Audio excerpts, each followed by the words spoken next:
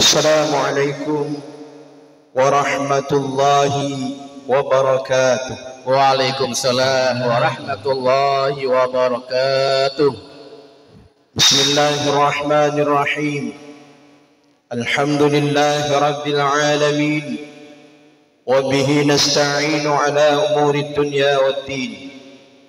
Wassalatu wassalamu ala ashrafil mursalin Sayyidina wa maulana Muhammad wa ala alihi wa sahbihi ajma'in.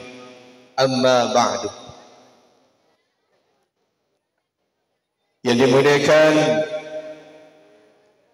Al-Fadil Ustadzina Al-Kiram Al-Ustadz Ahmad Tauziddin selaku sahibul walimah pada malam ini, dan yang dihormati serta yang dimuliakan Ustadzina Al-Kiram Al-Ustadz Jailani, dan yang dihormati serta yang dimuliakan Al-Fadil Ustadz Ahmad Fawaid Ibni Al-Ustadz Ahmad Tauziddin, mempelai yang kita raikan pada malam ini, serta para asatid dan asatizah, hadirin wal hadirat yang sama-sama dimuliakan oleh Allah Subhanahu wa taala.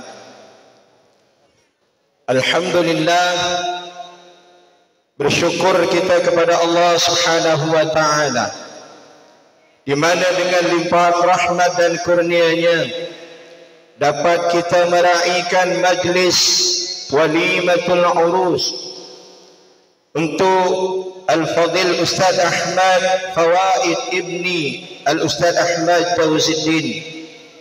Semoga oleh Allah Subhanahu wa taala keluarga yang dibinanya akan dijadikan oleh Allah Subhanahu wa taala keluarga yang sakinah, mawaddah, warahmah dan istiqamah. Amin ya rabbal alamin. Salawat dan salam ta'zim semoga dan mudah-mudahan sentiasa tercurahkan kepada junjungan kita Nabi besar Muhammad sallallahu alaihi wasallam, yang mana beliaulah insan yang selalu kita harapkan syafaatnya, yang akan kita minta pertolongannya ketika mana kita berada di mahsyar Allah Subhanahu wa taala. Semoga dengan selawat yang selalu kita baca ke atas baginda Rasulullah sallallahu alaihi wasallam akan memberikan kesan yang terbaik dalam diri kita menjadi hamba Allah Subhanahu wa taala yang bertakwa kepada Allah Subhanahu wa taala, insyaallah. Amin ya rabbal alamin. Hadirin wal hadirat dimuliakan Allah Subhanahu wa taala. Di saat manusia mendirikan rumah tangga, tidak ada satupun manusia yang berharap kegagalan dalam rumah tangga yang dibinanya. Oleh yang demikian, setiap manusia yang mendirikan rumah tangga selalu memohon doa daripada semua yang berada di sekitarnya. Semoga oleh Allah Subhanahu wa taala rumah tangga yang dibinanya menjadi rumah tangga yang bahagia, sa'adah fid dunya, begitu juga sampai ke akhirat Allah Subhanahu wa taala. Belum pernah kita mendengar bahawa ada manusia yang mendirikan rumah tangga kemudian memohon doa supaya rumah tangganya binasa. Pernah dengar? Belum pernah dengar. Sepanjang kita hidup dalam masyarakat, belum pernah ada orang datang, Ustaz tolong doakan semoga rumah tangga yang saya bina minggu depan habis. Tak pernah ada. Minta doanya semoga rumah tangga yang saya bina akan hancur dan berantakan. Tak pernah ada. Tetapi yang selalu diminta adalah supaya rumah tangga yang dibinanya menjadi rumah tangga yang bahagia dunia dan akhirat.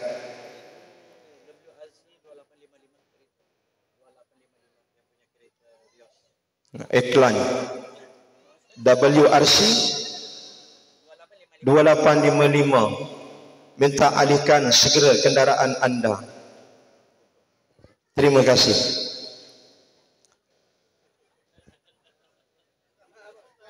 Ma'asyiral muslimin rahimakumullah. Kebahagiaan dalam rumah tangga tidak hanya diukur dengan harta semata. Akan tetapi kebahagiaan dalam rumah tangga adalah bergantung bagaimana kita dengan Allah Subhanahu wa taala. Alias bagaimana dalam rumah tangga itu menjalankan kehidupan sehariannya sesuai dengan tuntunan agama Allah Subhanahu wa taala.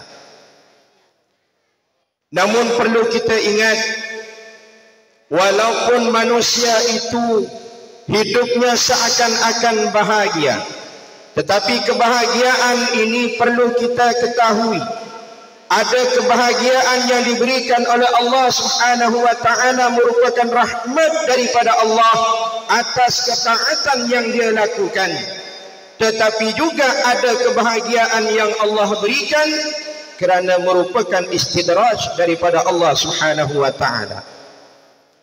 Lalu bagaimana kebahagiaan dalam rumah tangga dalam perspektif Islam agar supaya kebahagiaan itu adalah rahmat daripada Allah Subhanahu wa taala? Maka di antaranya yang merupakan tanda kebahagiaan yang merupakan rahmat daripada Allah Subhanahu wa taala, yang pertama, ketika mana kita dikurniakan oleh Allah Subhanahu wa taala isteri yang salihah. Pada salihah kapi lagi.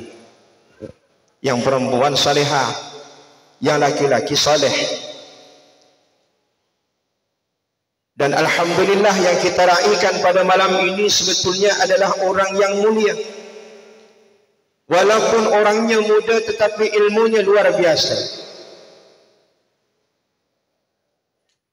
Sebetulnya saya pun tak layak ada kat sini untuk memberikan motivasi ataupun ceramah untuk beliau kerana beliau adalah orang yang lebih alim daripada saya.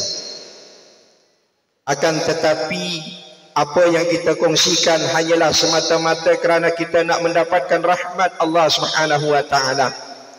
Sebab ketika mana manusia itu berkumpul duduk dalam satu majlis ilmu, maka Allah Subhanahu wa taala akan mengutus malaikatnya, yang mana malaikat ini mendoakan kepada orang yang berada di dalamnya dan memohonkan ampun kepada Allah Subhanahu wa taala.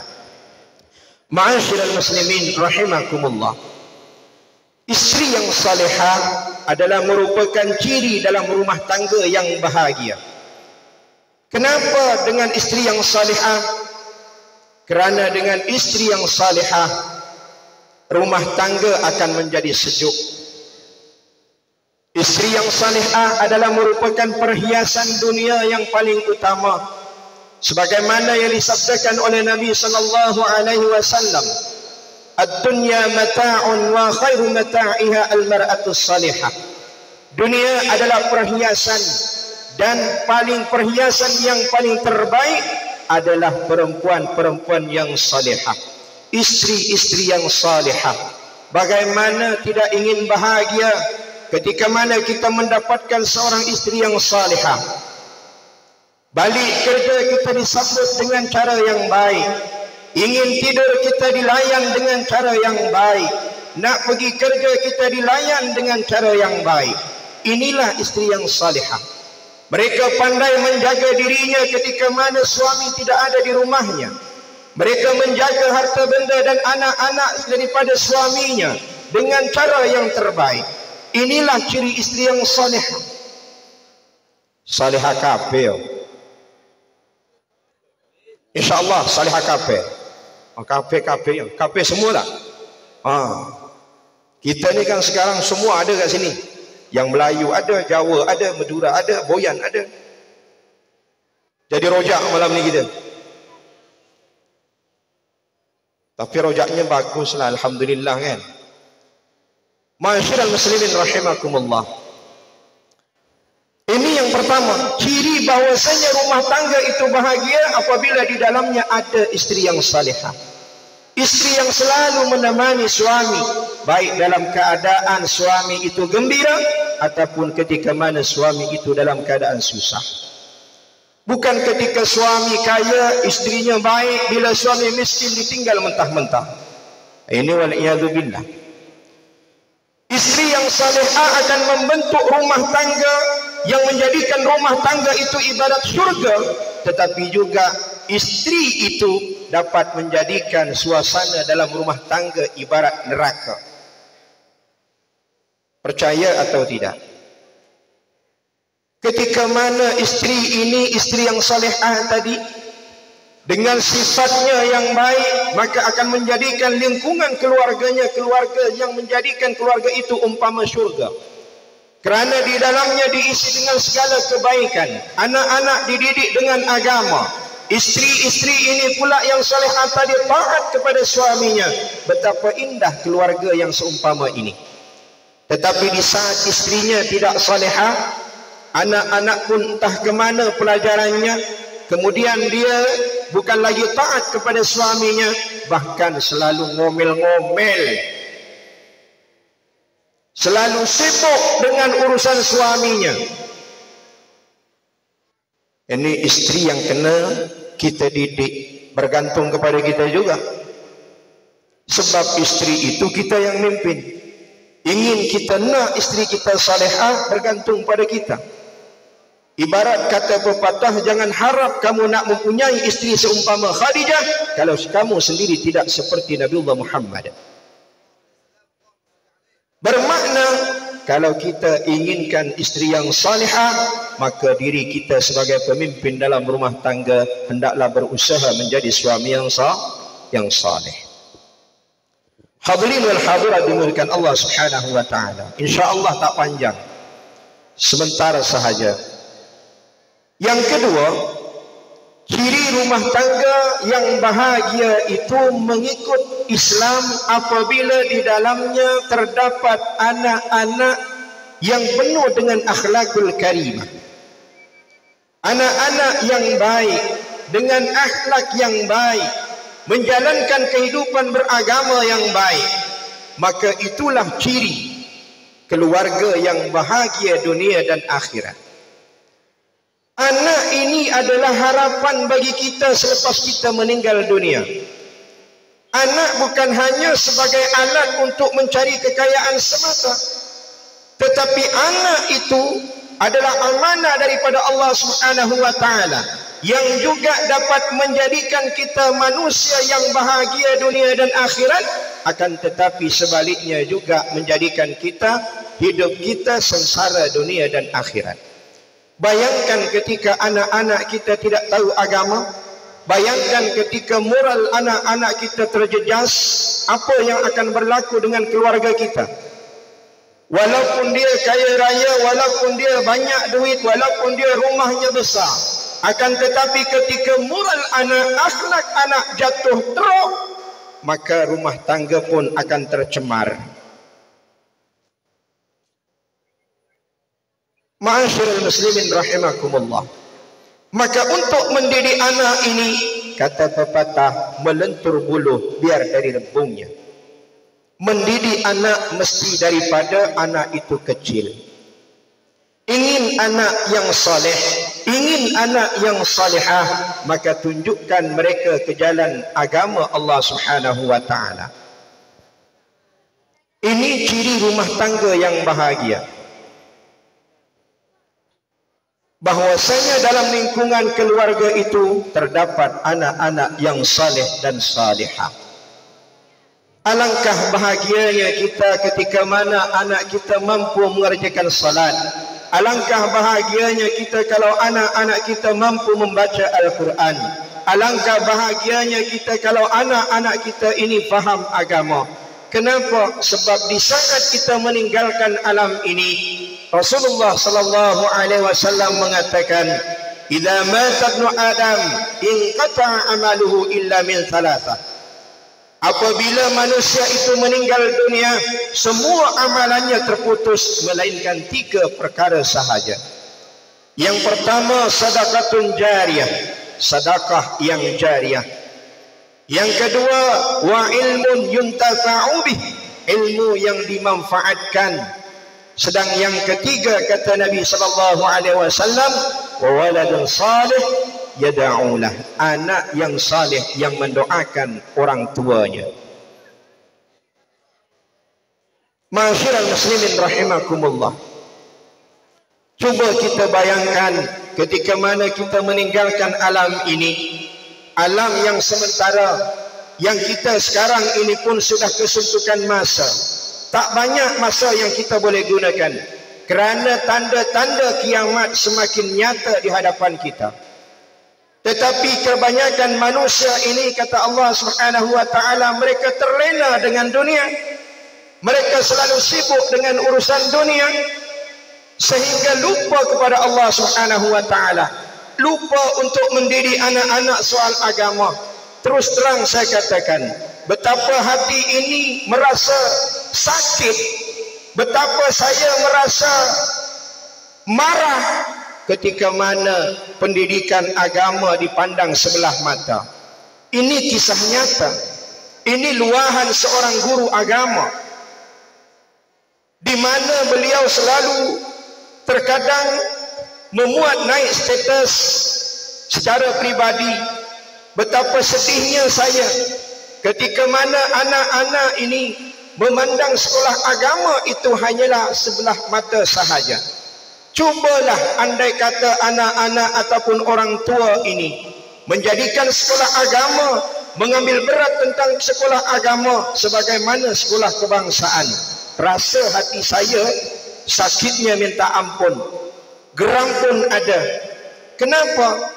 Sebab kita sebagai orang tua, mau mengaku ataupun tidak mau mengakui, kita lebih menitik beratkan sekolah kebangsaan berbanding sekolah agama.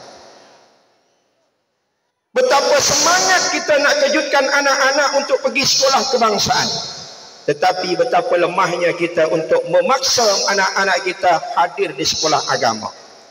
Apa yang berlaku apabila sekolah agama dipandang rendah, pendidikan agama dipandang sebelah mata? Tidak heran kalau anak-anak kita buta tentang agama.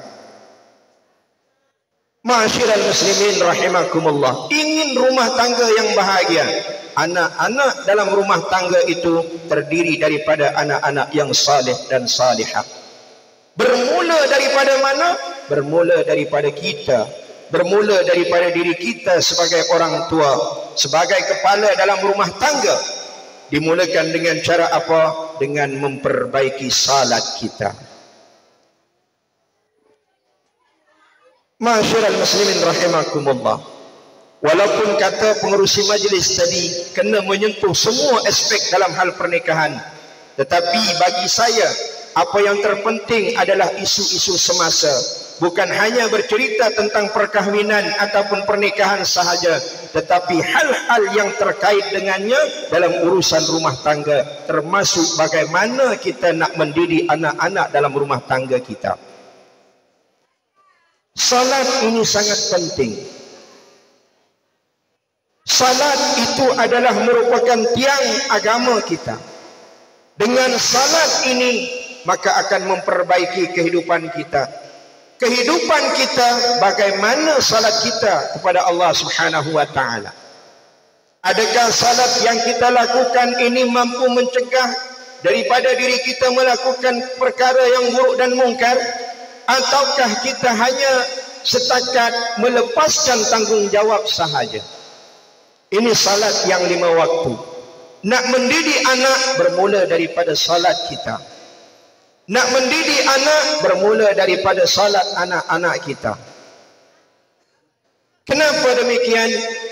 Sebab Nabi sallallahu alaihi wasallam memerintahkan kepada kita semua, ketika anak berusia 7 tahun, perintahkan mereka untuk mengerjakan salat.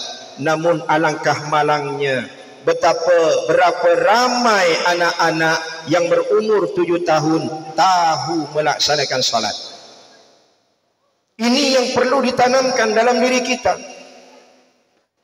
Nabi berpesan, muru auladakum bis-salah, Perintahkan anak-anak kamu mengerjakan salat wahum abna'un sab'ina sinina.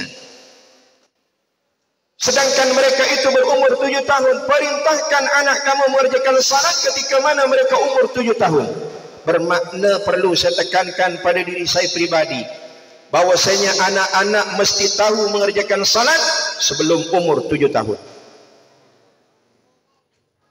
Wadribuhum 'alaiha wa hum abna'u ashrin. Dan kata Nabi sallallahu alaihi wasallam, pukul mereka apabila meninggalkan salat ketika mana mereka berusia 10 tahun. Sedar atau tidak sedar, mengaku atau tidak mengaku, kita kena muhasabah diri. Bagaimana dalam rumah tangga kita? Adakah anak-anak semua mengerjakan salat? Ataukah termasuk kita sekali komplit meninggalkan salat? Ma'asyiral muslimin rahimakumullah, ingatlah, ketika mana kita meninggalkan salat, kita sebetulnya lebih buruk daripada iblis. Kenapa? Iblis tidak sujud kepada manusia. Iblis hanya tidak mau hormat kepada Nabi Allah Adam. Tetapi ketika mana kita meninggalkan salat, bermakna kita tidak mau sujud kepada Allah. Itu dikatakan bahwasanya ketika mana kita meninggalkan salat, maka kita lebih buruk daripada iblis. Ma'asyiral muslimin rahimakumullah, perbaiki salat pada diri saya dan juga pada semuanya. Sebab apa? Kata Imam Hasan Al-Basri yang diriwayatkan daripada Ibnu Abbas, man lam tanhahu salatuhu anil fahsya'i wal munkar lam yazdad minallahi illa bu'dan. Siapa-siapa orang yang salatnya tidak dapat mencegahnya daripada melakukan perkara yang buruk dan mungkar, maka tidak akan bertambah daripada Allah Subhanahu wa taala illa bu'dan, kecuali dia bertambah jauh daripada Allah Subhanahu wa taala. Maknanya kita kena perbaiki kualitas salat kita, perbaiki salat kita, berusaha untuk khusyuk dalam salat, berusaha untuk tenang dalam mengerjakan salat, supaya salat yang kita lakukan berfungsi sebagaimana yang disebutkan oleh Allah Subhanahu wa taala, innallaha tanha 'anil fahsya'i wal munkar, bahwasanya salat itu mencegah daripada perbuatan buruk dan mungkar. Insyaallah apabila salat kita jaga, salat kita diperbetulkan, anak-anak kita dididik dengan salat, maka keluarga yang kita bina akan berada di dalam naungan Allah Subhanahu wa taala, berada dalam rahmatnya Allah Subhanahu wa taala, menjadi keluarga yang bahagia dunia dan akhirat. Ma'asyiral muslimin rahimakumullah. Kemudian termasuk ciri rumah tangga yang bahagia itu, mengikut perspektif Islam, adalah keluarga yang kehidupannya penuh dengan keberkatan. Berkat maknanya Allah berikan kepada keluarga itu apa yang ada pada mereka, semua manfaat dalam kebaikan. Mereka diberikan harta oleh Allah, harta digunakan dalam perkara-perkara yang baik. Mereka diberikan umur oleh Allah, umur mereka gunakan dalam hal-hal yang baik. Mereka dikurniakan anak oleh Allah, anak mereka diberikan oleh Allah anak-anak yang baik. Inilah rumah tangga yang bahagia. Keberkatan yang diperolehi adalah bersumber daripada apa yang masuk pada tubuh badan kita. Ini yang perlu juga kita berhati-hati. Sebab hidup ini bukan hanya bagaimana untuk kita mendapatkan harta dengan sebanyak-banyaknya, akan tetapi juga daripada mana harta itu kita dapat. Kerana Allah Subhanahu wa taala, innallaha thayyibun la yaqbalu Allah illa thayyiban. Allah itu baik dan Allah tak akan pernah menerima apa-apa kecuali daripada perkara yang baik. Allah itu baik dan Allah tidak akan menerima kecuali daripada perkara-perkara yang baik. Bermakna apabila kita mencari harta, mencari rezeki, pastikan yang masuk dalam keluarga kita semuanya bersumber daripada perkara yang halal. Sebab apa? Di antara satu sabda Nabi sallallahu alaihi wasallam, bagaimana seorang hamba yang berdoa kepada Allah Subhanahu wa taala akan diterima apabila pakaiannya berasal daripada perpakaian yang haram, makanannya pun makanan yang haram. Bagaimana doanya akan diterima oleh Allah Subhanahu wa taala, kata Nabi sallallahu alaihi wasallam. Maka daripada ini kita kena memastikan bahawasanya setiap yang masuk dalam diri kita, masuk dalam tubuh badan isteri dan anak-anak kita, semuanya bersumber daripada perkara yang halal. Kerana sesungguhnya tubuh yang tumbuh daripada perkara yang haram, kata Nabi sallallahu alaihi wasallam, fannaru aulalah, maka neraka itu lebih utama baginya. Wal iyadu billah. Ma'asyiral muslimin rahimakumullah.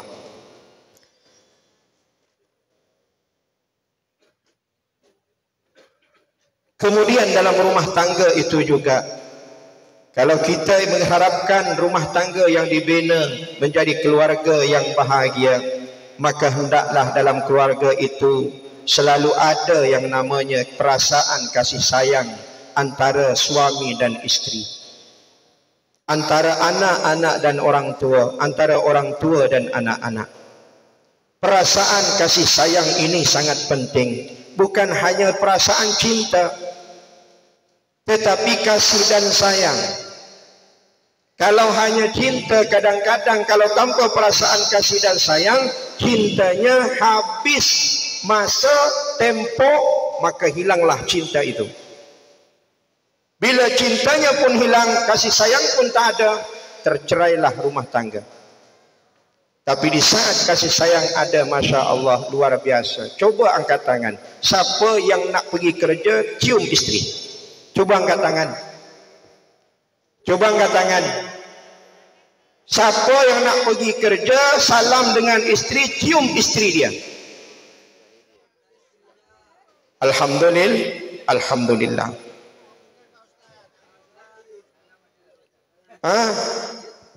Mun malam suruh nyium, mun celana kerja tak nyium. Cuba setiap hari kita nak pergi kerja, salam orang rumah kita, salam isteri kita, cium dia. Kata Nabi, sedekah. Akan bertambah rahmat Allah, akan bertambah kasih sayang di antara kita dengan isteri kita, tambah sayang. Dan seorang isteri kena faham, seorang suami ini, seorang lelaki biasanya jarang mengungkapkan perkataan I love you. Biasa orang isteri, biasa dia berani cakap sayang ayah, sayang papa. Perempuan itu biasa. Oh, hujung bulan. Oh. Tapi orang laki-laki ini, Bu, jarang untuk mengungkapkan perasaan kasih sayang dia dalam segi ucapan. Seorang lelaki ini banyak diam, tetapi dalam hati dia apabila timbulnya kasih sayang, semua yang ibu inginkan mereka akan berusaha untuk mencukupinya. Apapun yang ibu nak, itu seorang suami. Tapi oleh sebab itu jangan katakan suami tak sayang, tak pernah pun cakap sayang, tak pernah pun cakap cinta, asyik saya dia kena cakap. Itu kerana ego seorang laki-laki, jarang nak mengucapkan perasaannya pada istrinya. Sebab dah jadi isteri. Kalau dulu time pacar-pacaran, luar biasa. Tapi ketika mana jadi isteri, jadi binasa. Tetapi dalam hatinya luar biasa, Bu, tak berubah. Sebab kebanyakan suami-suami itu setia. Setia kan? Setia. Tapi kalau ada yang lebih cantik, mau tak? Depan ibu semua diam, di belakang Ma'asyiral muslimin rahimakumullah. Dalam rumah tangga kena ada kasih sayang antara suami dan isteri. Cubalah setiap hari cium istrinya, cium istrinya, cium istrinya, cium tiap hari cium. Insya Allah lupa yang lain-lain, semua lupa. Mana-mana yang cantik takkan sangkut, sebab dia sayang dengan isteri dia. Ya, bagaimana Rasulullah sallallahu alaihi wasallam sayangnya beliau dengan isteri-istrinya. Begitulah Rasulullah sallallahu alaihi wasallam. Yang perlu kita contoh, sayang dengan isteri, kasih sayang dalam keluarga mesti ada. Inilah kalau ingin rumah tangga yang dibina menjadi rumah tangga yang sa'adah fid dunya, sa'adah fil akhirah. Ma'asyiral muslimin rahimakumullah. Dah hampir pukul 11. Lagi 7 minit. InsyaAllah kita akan sudahi sebentar lagi. Cuma sebelum itu saya nak pesankan pada diri saya sekali lagi, terutamanya dalam kehidupan seharian kita, sama-sama kita usaha dekatkan diri kepada Allah Subhanahu wa taala. Bersihkan hati, banyakkan berzikir, banyakkan selawat ke atas Rasulullah sallallahu alaihi wasallam. Sebab hanya itulah yang boleh kita lakukan di akhir zaman. Nak menuntut ilmu, mungkin kita sudah terlambat. Malu kita nak belajar, malu kita nak menuntut ilmu. Akan tetapi jangan lupa untuk berzikir kepada Allah. Jangan lupa untuk banyakkan selawat ke atas Rasulullah. Itu senjata kita di akhir zaman. Banyak-banyakkan selawat, berusaha membersihkan hati dari segala sifat-sifat yang menjauhkan kita daripada Allah Subhanahu wa taala. Alhamdulillah, ibu-ibu, bapak-bapak semua ada kumpulan. Ada kumpulan al-mukarrabin. Gunakan kumpulan itu dengan sebaik mungkin. Sebab berapa banyak kumpulan-kumpulan, tetapi hanya tinggal kumpulan semata. Jadikanlah kumpulan itu yang membawa manfaat kepada umat, menjadi contoh kepada yang lain, sehingga menjadi ikutan kepada yang lain, orang juga akan melakukan kebaikan yang sama. Kenapa? Sebab kata Nabi sallallahu alaihi wasallam, la hasada illa fitnataini. Tidak boleh ada iri dengki kecuali pada dua perkara. Yang pertama kata Rasulullah sallallahu alaihi wasallam, kalau kita nak iri pada seseorang, irilah pada orang yang dermawan, yang suka berinfakkan hartanya di jalan Allah. Iri kepada dia supaya kita juga berinfak di jalan Allah. Dan yang keduanya, irilah oleh kata Nabi sallallahu alaihi wasallam, irilah kamu kepada orang yang ada ilmu, yang dimanfaatkan ilmunya untuk diri dia dan juga untuk orang lain. Ini kalau kita nak iri kata Nabi sallallahu alaihi wasallam. Semoga dengan kumpulan yang ada, orang iri kepada kita untuk membentuk kumpulan yang lain, bermerhaban, berselawat, berzikir. Jangan pula nanti kecil hati. Oh, sana pun sudah ada kumpulan, sana sini sudah ada kumpulan, jadi kita pun seolah-olah tak laku. Jangan. Kerana tujuan kita adalah menghidupkan syiar. Bukan untuk berlomba-lomba dalam laku ataupun tidak laku. Kalau masih itu tujuan kita, maknanya percuma kita adakan kumpulan. Kerana yang kita bentuk, yang kita adakan semata-mata untuk meraih keridaan Allah Subhanahu wa taala. Ma'asyiral muslimin rahimakumullah. Jadi itulah sedikit yang dapat saya kongsikan pada malam ini. Semoga dan mudah-mudahan apa yang saya sampaikan bermanfaat terutamanya pada diri saya pribadi dan kita semuanya, wabil khusus Al-Ustaz Ahmad Fawaid Ibni Ahmad Ibni Al-Ustaz Ahmad Jawazuddin, diberikan oleh Allah Subhanahu wa taala keturunan zuriat yang saleh dan salihah, dijadikan oleh Allah rumah tangganya sakinah mawaddah warahmah, diluaskan rezekinya oleh Allah Subhanahu wa taala. Begitu juga dengan kita semua insya-Allah. Amin ya rabbal alamin. Bismillahirrahmanirrahim. Alhamdulillahirabbil alamin. Hamdan syakirin, hamdan hamidin, hamdan na'imin. Hamdan yuwafi ni'amahu wa yukafi'u mazidah. Ya rabbana lakal hamdu kama yanbaghi li jalali wajhika wa 'azimi sultanik. Allahumma salli ala sayyidina Muhammadin tibbil qulubi wa dawaiha wa 'afiyatil abdani wa shifaiha ونور الأبصار وضيائها وعلى آله وصحبه وسلم تسليما كثيرا برحمتك يا أرحم الراحمين. Ya Allah, ya Tuhan kami, ampunilah dosa kami, dosa kedua ibu bapa kami, saudara-saudara kami, sahabat-sahabat kami, guru-guru kami, muslimin muslimat, mukminin dan mukminat, sama ada yang masih hidup ataupun yang telah meninggal dunia. Ya Allah ya Rahman, ya Allah ya Rahim.